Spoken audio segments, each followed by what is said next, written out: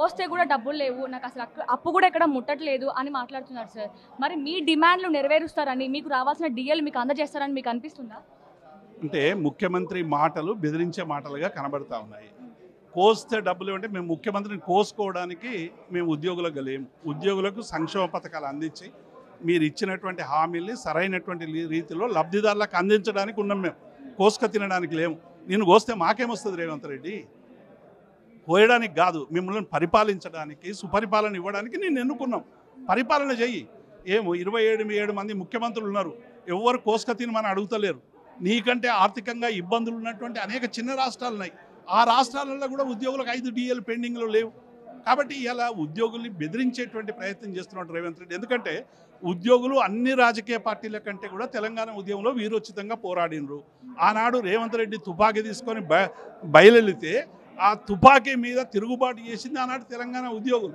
కాబట్టి అప్పటి నుంచి ఇప్పటి వరకు మాకు అక్కసు ఉంది. ఇలా మా రిటైర్ అయిన ఉద్యోగులందరూ కూడా మామూలు ఉద్యోగులు కాదు. వాళ్ళు సకల జనుల సమ్మె 42 రోజులు చేసిన వాళ్ళు, మిలియన్ మార్చ్ చేసిన వాళ్ళు, మరి సాగరహారం చేసిన వాళ్ళు, సంసద్ యాత్ర చేసిన వాళ్ళు, తెలంగాణ కోసం తమ జీవితాన్నే పనంగా పెట్టి ఉద్యమంలో పాల్గొన్నటువంటి ఉద్యోగుల పట్ల ఇటువంటి అక్కసు పనికిరాదు. ఇలా మేము మీకు అధికారం ఇచ్చిండ్రు, అధికారాన్ని అనుభవించండి, అనుభవించి తద్వారా ప్రజలకు సహాయం చేయండి అని అడుగుతున్నాం తప్ప మేమేం గొంతెమ్మ కొరకలు కొడతలేదు. నువ్వు మేనిఫెస్టోలో పెట్టినటువంటి అంశాలని మీరు ఏమన్నారు? 100 రోజులు హామీ చేస్తామని 6 గ్యారంటీలు ఇచ్చిండ్రు. 6 గ్యారంటీలు ఏం చేస్తున్నారో ప్రజలకు అందరికీ తెలిసిపోయింది. ఇలా ప్రజలకేమి చేయరు, ఉద్యోగులకేమి చేయరు, పైగా మమ్మల్ని బెదిరిస్తారు ప్రజల నుండి వేరు చేస్తామని. అదే ప్రెస్ మీట్లో రేవంత్ రెడ్డి గారు ప్రజలకు రావాల్సిన సంక్షేమ సంఘాలు ఆపేసి మీకు డబ్బులు ఇవ్వాలో చెప్పండి ఇస్తామని మాట్లాడిన వ్యాఖ్యలు మీరు ఏ విధంగా చూస్తారు? ఇది ప్రజల్ని ఉద్యోగుల్ని వేరు చేసేటువంటి కుట్ర. మేమందరం కూడా తెలంగాణ మట్టి బిడ్డలం, మేమేదో ఊడిపడలేదు. తెలంగాణ గ్రామీణ జీవితంతో ముడిపడి ఉన్నటువంటి వాళ్ళం. ఇవాళ రైతు బంధు లేక మా నాన్న ఏడుస్తూ ఉన్నాడు, పెన్షన్ రాక మా అబ్బాయి ఏడుస్తూ ఉన్నది, కళ్యాణ లక్ష్మి షాదీ ముబారక్ రాక మా అక్క కన్నీళ్లు పెడతా ఉన్నది. మరి గ్రామీణ పరిస్థితిలో కూడా కల్లోలమే ఉంది కదా. మీరు అన్ని అమలు చేయండి, ఇచ్చిన 420 హామీలు 6 గ్యారెంటీలు అమలు చేయండి, మాకు డిఏ అక్కర్లేదు. ధరలు తగ్గించండి, మాకు డిఏ అక్కర్లేదు.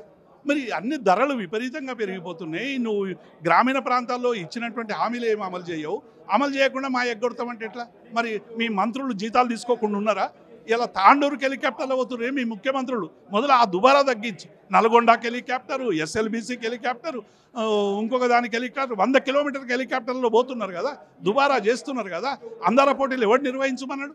200 కోట్లు పెట్టి ఇలా ఒకవైపు యుద్ధం జరుగుతూ ఉంది, ఒకవైపు ప్రజలంతా బాధతో ఉన్నారు, పాకిస్తాన్ మీద ఆక్రోషంగా ఉన్నారు.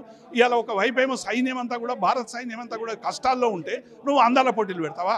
అన్ని రాష్ట్రాలకు తీసుకొచ్చి అందాల పోటీలు పరేళ్లు చేపించి ఇలా ఏం చేయదలుచుకున్నావు?